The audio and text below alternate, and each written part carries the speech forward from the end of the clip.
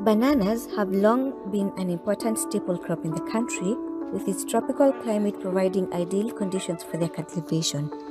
As much as it boosts the country's economy and food security, about half of each plant goes to waste. One company called Sathi, however, is turning that waste into biodegradable sanitary pads that will help more people have safer periods. With disposable plastic pads on the rise, can banana stems save the country from mountains of trash? When Sathi started out in 2015, only about a third of the women in India had access to pads, and that can mean more than just discomfort. You're missing out on school or work for those 5 days every month, and that sets you back. I was proud to be an Indian, but also was ashamed that we cannot provide something of basic necessity. Christine set out to help without creating more plastic trash, and they found the answer in farm waste. Just one banana plant stem can yield up to 3,000 pads, according to Sathi. The stalks only bear fruit once, so after each harvest, farmers clear the fields to make room for new growth. Chirag Desai is a researcher looking for new ways to use these leftovers. His team has turned banana plant fibers into fertilizer, fabric, and even candy. The farmers are dumping it on the roadside or canal side, and it will create a huge environmental as well as social problems. The researcher shared some of this knowledge with Sathi's founders. The first step is to cut the stalks in half. Workers then pull the halves layer by layer. They then feed these celery-like chunks into machines that just leave the stringy fibers behind. Workers then wash the fibers and dry them on a line. Then they're ready for a second life. The founders set up stations and machines like this all around the country so that local farmers can extract fibers from their own crop waste. Sathi pays the farmers for the fibers, and the farmers can also use the liquid from the stems as fertilizer. Just once they reach our factory, convert them into a cotton-like material with our technology. Bitty waste into more thinner and thinner sheets. Over here is they are putting all the different layers of the pad together. At the Sathi factory, workers feed fibers into the machines that cut them into shorter pieces.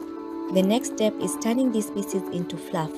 The founders told us that this part is a trade secret since it forms the absorbent core of the pad. Workers layer the banana fiber between the cores of the sheets.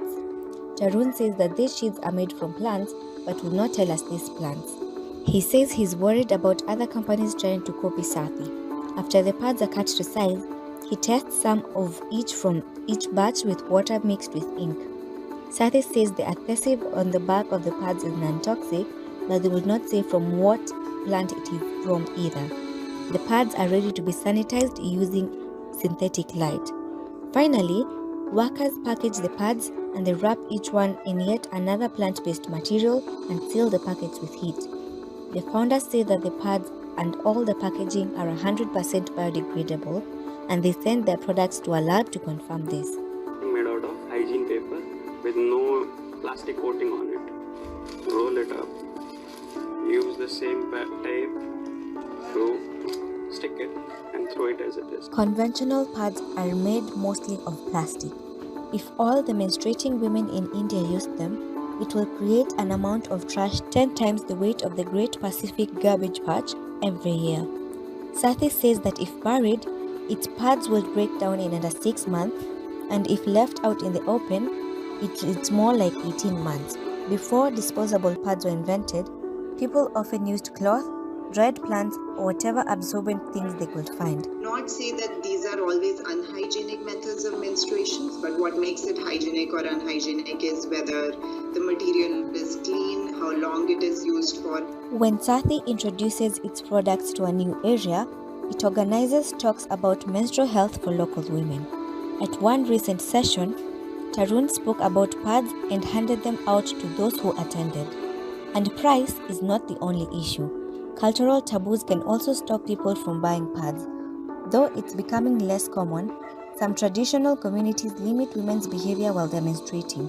Alka Ben has worked at Sathi for about 5 years, and in that time, she has seen attitudes towards pads shift. She's able to support her family with her earnings, and over the last 10 years, access to pads in India has risen dramatically.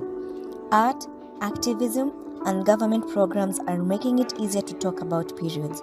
But 1 in 4 women in India still do not have sanitary period supplies. That's tens of millions of people, But seeing how things have already changed keeps the founders going. A lot of women are having safe periods. The environment is not being polluted with plastic. The biggest service one can do is leave a greater legacy, a better world for generations to come.